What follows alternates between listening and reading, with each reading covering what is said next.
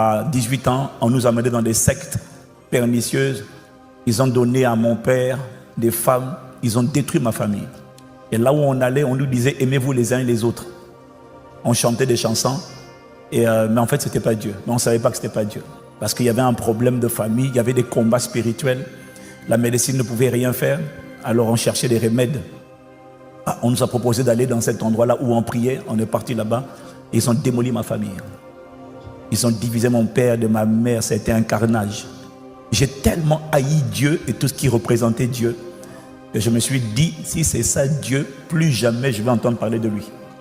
Plus jamais. Je ne veux pas entendre parler de Dieu. Il ne fallait pas me parler de Dieu. Il ne fallait pas me parler de Dieu. Il ne fallait pas me parler de prière. Il ne fallait pas me parler. Ils ont détruit ma famille. Et nous, on allait dans des lacs, on se lavait avec des trucs bizarres. On nous mettait des protections, tu vois, tout ça. Et quand je suis sorti de là, on a abandonné la foi.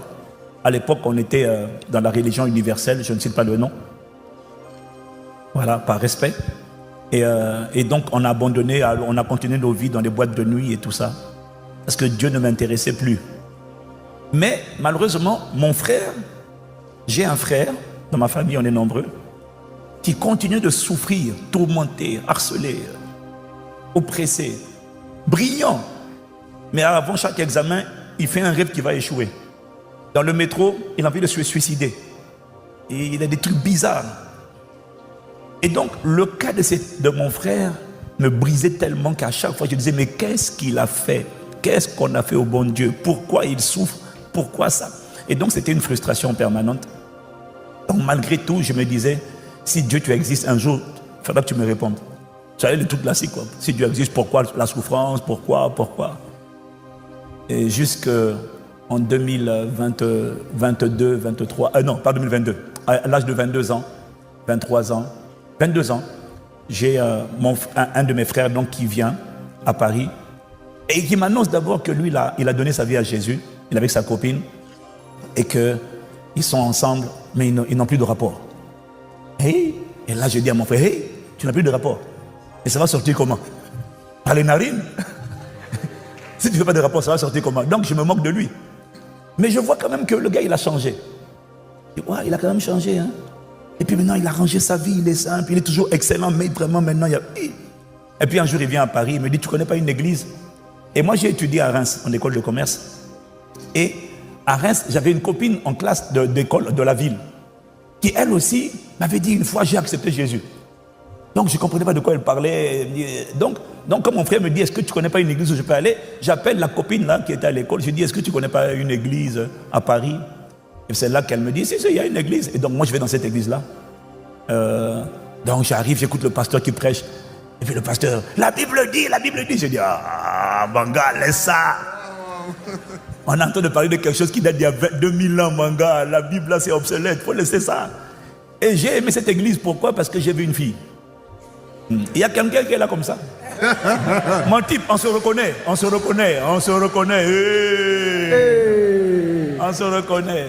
Et donc, j'ai vu une fille qui m'a plu. Et je me suis dit, je vais retourner à cause de la fille.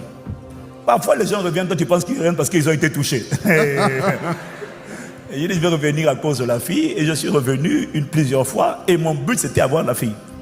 Bon, comme elle aussi, elle n'était pas affermie, je l'ai fait tomber. Ouais. Je l'ai fait tomber. Et après ça, je suis reparti à mes études en dernière année d'école de commerce. Mais comme quoi, il faut toujours venir à l'église, hein, parce que, tu vois, j'ai couché avec cette fille-là, je suis reparti à mes études avec mes copines aussi, parce que j'avais mes autres copines. Oui. J'étais mignon, je t'ai dit, pardon. Quelle sincérité, vraiment, merci, quelle sincérité.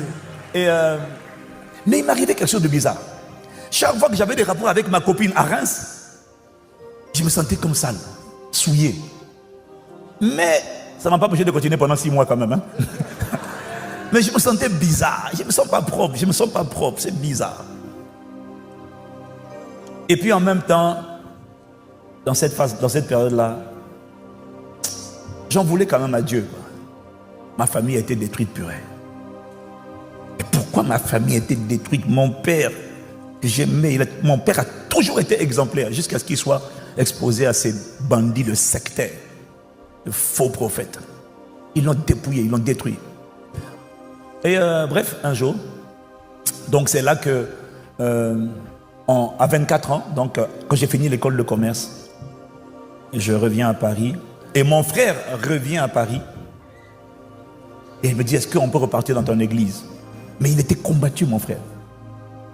Donc, c'est quand on repart à son église, à cette église-là, qu'il parle à la femme du pasteur. Et la femme du pasteur dit, je vais prier pour toi. Elle lui donne rendez-vous. Et ce qui m'a converti, moi, vous savez, moi j'ai fait un bac C. Vous appelez ça aujourd'hui S. Un DEUC de mathématiques, un DUT de gestion des entreprises et des administrations et une école supérieure de commerce. Donc, j'avais papier. J'étais cartésien. Je ne croyais pas vos histoires de Dieu, là. Je ne crois pas ça. Je suis mathématicien, moi. Très bon. En plus, j'étais premier de la ville de Pointe-Noire au bac blanc. Non, c'est pas parce qu'on est pasteur qu'on est toto. Pardon. Alléluia. Voilà, faut pas nous embrouiller. On n'est pas pasteur parce qu'on a échoué dans la vie, hein. C'est pas vrai. Et donc, ce qui m'a touché, c'est cette femme. J'ai accompagné mon frère à l'endroit où la femme allait prier pour lui parce que j'avais vu ce que ça avait donné dans les sectes et je voulais surveiller ce qui allait se passer. Alors ce qui m'a transformé moi, c'est que c'est pas la louange, c'est pas l'adoration, c'est pas la prédication. C'est quand elle a prié pour lui. J'ai vu un petit bout de femme, toute mince, prier pour mon frère qui est grand et dire au nom de Jésus, sors. Et puis là, pour la première fois de ma vie, j'entends non. Bien. J'ai dit c'est quoi ça? on est en 1995. Et puis elle dit, Jésus l'a racheté. Il dit non. Il dit le sang de Jésus. Et puis il commence à crier, non, pas le sang. Je venais d'être diplômé. Et je vois cette scène en face de moi. Et j'ai pendant au moins 1 heure des cris de la bouche de mon frère face à une femme qui est en train de prier pour lui. Je me dis, attendez, 2 choses l'une. Soit c'est la femme qui a quelque chose, soit c'est le nom qu'elle appelle qui a quelque chose. Mais comme j'étais en train d'assister à la scène, j'ai dit, mais c'est pas la femme. Parce qu'il ne réagit pas à la femme, il réagit au nom. Et il dit, non, pas Jésus, pas Jésus, pas Jésus. J'ai dit, hein? Et puis là, je rentre à l'intérieur dans une introspection. J'ai dit, quoi? Le nom là peut faire ça?